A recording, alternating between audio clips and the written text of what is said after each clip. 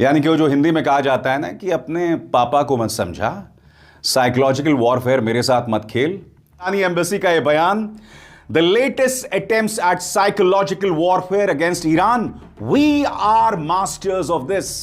इस्लामाबाद में शानदार स्वागत हुआ है ईरानी डेलीगेशन का। तो जिस लम्हे का इंतजार दुनिया सांस थामे कर रहा है, वो लम्हा आखिरकार आ गया। मैं आपको बतलाना चाहता हूं, इस डेलीगेशन में जैसे कि आप देख सकते हैं, ईरान के स्पीकर गालिबाफ और ईरान के विदेश मंत्री अब्बास अरागची मौजूद हैं। और उनमें हैं पाकिस्तान के मंत्री मोहम्मद इशाक डार। इसके अलावा आपको पाकिस्तान के चीफ ऑफ आर्मी स्टाफ दिख रहे हैं आसिम मुनीर, सरदार अयाज सदीक जो कि स्पीकर ऑफ नेशनल असेंबली हैं, और सैयद मोहसिन नकवी पाकिस्तान के इंटीरियर मिनिस्टर यहां पर दिख रहे हैं। आप इन तस्वीरों में देख सकते हैं किस तरह से ईरान का स्वागत हुआ। अपने पूरे स्क्रीन पर देखिए दोस्तों, इस विमान में वो पाकिस्तान गए और आप देख सकते हैं हर सीट के ऊपर एक बच्चे की तस्वीर है। मगर इस्लामाबाद पहुंचने से पहले ईरानी संसद के स्पीकर मोहम्मद गालिबाफ ने एक बहुत ही इमोशनल तस्वीर जो है वो जारी की है। ये बच्चे हैं मिनाब में मौजूद स्कूल के बच्चे। याद कीजिएगा, पहले दिन जब हमला हुआ था तो ईरान को दो बड़े झटके लगे थे। पहला, सुप्रीम लीडर खामेनी की मौत, और दूसरा, मिनाब में एक स्कूल पर हमला होता है जिसमें 160 बच्चे मारे जाते हैं। ये तस्वीरें उन्हीं बच्चों की है। दोस्तों, आप जानते हैं बातचीत से पहले क्या हो रहा है? ईरान दुनिया को अपना मानवीय चेहरा बता रही है। जेडी वेंस की सरबराही में अमरीकी वफ्द पाकिस्तान पहुंचा है, जिसमें स्टीव विटकॉफ और डोनाल्ड ट्रंप के दामाद जेरेड कौशनर भी शामिल हैं। जहां तक अमेरिका की बात है, दुनिया अमेरिका के अहंकारी चेहरे को देख रही है, लगातार देख रही है। एक तरफ आपके सामने ईरानी संसद के स्पीकर अपने उन बच्चों को याद करते हुए कि हम तुम्हारे लिए वहां जा रहे हैं, उस देश के बच्चों के भविष्य के लिए हम इस्लामाबाद जा रहे हैं, इस बातचीत को हम चाहते हैं सफल हो। जजीरा में प्रसारित डोनाल्ड ट्रंप का बयान, जिसमें वो कह रहे हैं कि हमने उनकी नेवी को मार दिया, हमने उनके रॉकेट सिस्टम्स को तबाह कर दिया, उनकी तमाम लीडरशिप को मार दिया, हम तो पहले ही जीत गए। और उससे पहले अल जजीरा ये बता रहा है कि किस तरह से पाकिस्तान के प्रधानमंत्री शहबाज शरीफ कह रहे हैं कि दिस इज मेक और break talk. One way or the other, it's going well. The Navy's gone, the Air Force is gone, all anti-aircraft is gone, the leaders are gone, the whole place is gone. So it won't be easy. It won't be, I would say this, we will have that open fairly soon. दोस्तों, Donald Trump ने जो बात कही है ना कि Iran के पास कुछ नहीं है, इनफैक्ट उन्होंने, व्हाइट हाउस ने बयान भी जारी किया है जिसमें उन्होंने कहा है Iran has no cards, Iran के पास कोई पत्ते नहीं है। तो ईरान ने इसका जवाब दिया है कि हमारे साथ साइकोलॉजिकल वॉरफेयर। ईरानी एम्बेसी का यह बयान, the latest attempts at psychological warfare against Iran, we are masters of this. यानी कि वो जो हिंदी में कहा जाता है ना कि अपने पापा को मत समझा, साइकोलॉजिकल वॉरफेयर मेरे साथ मत खेल, हम इसके बाप हैं, इसके मास्टर्स हैं। सबसे बड़ी बात दोस्तों, ईरानी संसद के स्पीकर मोहम्मद गालिबाफ ने यह बयान जारी किया है, और आपकी स्क्रीन पर दोनों पक्षों के बीच जो कदम आपसी सहमति से तय हुए थे, उनमें से दो अभी तक लागू नहीं हुए हैं।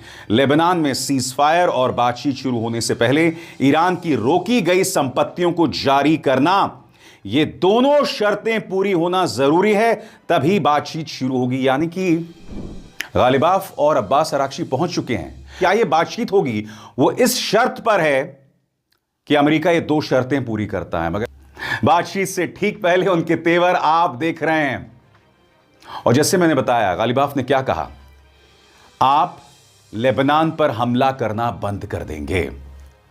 अल जजीरा की खबर आपकी स्क्रीन पर, an Israeli air strike on government building in southern Lebanon's Nabatieh killed at least 13 members of the state security agency, the country's authorities said. और दूसरी तरफ नेतन्याहू ये कहते हैं कि हम लेबनान से बातचीत करने को तैयार हैं, और आपने उनके 13 लोगों को मार दिया। दूसरी तरफ बेंजामिन नेतन्याहू सामने आए, उन्होंने कहा कि हिजबुल्लाह से कोई बातचीत नहीं होगी। मगर खबर यह भी आ रही है दोस्तों कि अगले हफ्ते अमेरिका लेबनान और इस्राएल में बातचीत करवा सकता है, और आप जानते हैं अमेरिका पूरी तरह से इस्राएल की तरफ झुका हुआ है। ऊपर से नेतन्याहू के धमकी भरे तेवर, सुनिए नेतन्याहू क्या कह रहे हैं। नहीं है कि किस तरह से इस्राइल लेबनान में तबाही मचा रहा है। 300 लोगों को 12 घंटे में मार देना, इससे ज्यादा शॉकिंग कुछ नहीं हो सकता है। मगर हिजबुल्ला भी पीछे नहीं है। एक एक करके दो बड़ी खबर। सब हिजबुल्ला ने कब्जे वाले फलस्तीन में आईओएफ के मिशमार हाकारमेल बेस और हाइफा नेवल बेस पर हमलों की फुटेज जारी की है। इस फुटेज में आप देखेंगे किस तरह से मिसाइल की तैयारियां की जा रही है। इस फुटेज में आप देखेंगे कि मिसाइल के आसपास जो नजारा है उससे ब्लर कर दिया गया है, छुपा दिया गया है। क्यों? क्योंकि हिजबुल्ला ये नहीं चाहता कि पता चले कि उसने ये मिसाइल लॉन्च कहां से की है। एक और वीडियो दिखाना चाहता हूं। ईरान इस वक्त मौजूद है पाकिस्तान में और किस तरह से उनकी जनता सड़कों पर है। क्योंकि याद कीजिएगा, मुश्तबा खामिनी ने क्या कहा था, सुप्रीम लीडर मुश्तबा खामिनी ने, कि आप लोग सड़क पर उतरते रहिए, क्योंकि आप जब जब सड़कों पर उतरे हैं ना, दुनिया ने हमारी ताकत को देखा है, दुनिया ने हमारी एकता को देखा है।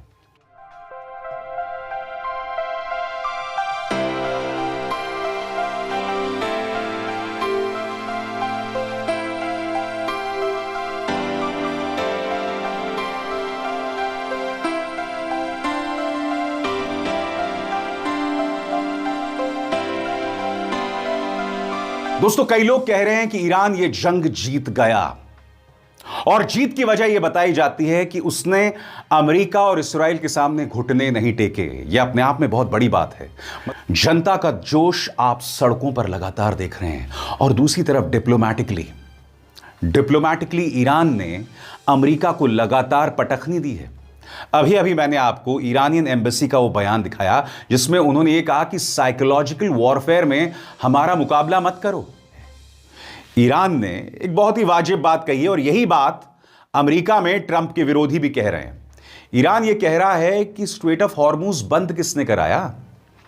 28 फरवरी से पहले जब आपने हमारे सुप्रीम लीडर को मार दिया था, उससे पहले स्ट्रेट ऑफ हॉर्मुज खुला हुआ था। वहां से जाने वाले जहाजों को $20 लाख नहीं देने पड़ते थे, अब देने पड़ रहे हैं। क्यों? क्योंकि अमेरिका और इस्राइल ने हम पर युद्ध थोप दिया।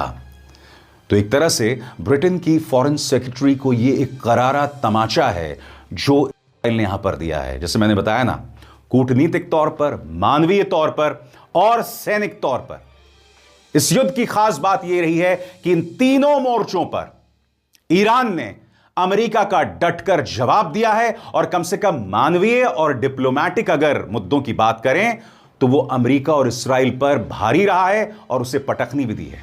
सैनिक मुकाबले की बात करें या मिलिट्री मुकाबले की बात करें तो आप जानते हैं कि ईरान को जबरदस्त नुकसान हुआ है, और आप यह भी जानते हैं कि ईरान का मुकाबला 2 सुपर पावर्स के साथ था, मगर वो अब भी टिका हुआ है।